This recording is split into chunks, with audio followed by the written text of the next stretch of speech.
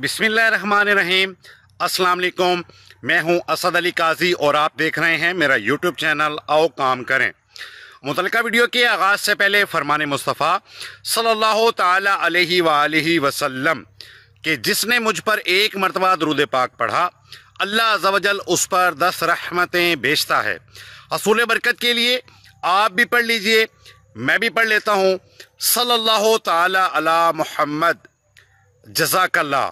विर्द आज की मेरी वीडियो इंतहाई मुख्तसर तरीन है और इस वीडियो में मैंने एक छोटा सा पैगाम आपको देना है, वो सुन लीजिए कि बराए मेहरबानी खड़े हो जाइए और हैरान कर दीजिए उन लोगों को जो आपके जवाल के इंतज़ार में हैं।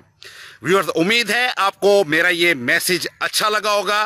अगर आपको मेरा ये मैसेज अच्छा लगा तो इसको लाइक एंड शेयर ज़रूर कीजिएगा और मेरा चैनल जिसका नाम है आओ काम करें इसको भी ज़रूर सब्सक्राइब कर लीजिएगा। और मेरा और मेरे चैनल का जो स्लोगन है कि फारिग नहीं रहना काम करना है, इसको भी आपने नहीं भूलना। अभी तक के लिए इतना ही। असद अली काजी को इजाज़त दीजिए। खुदा हाफिज़।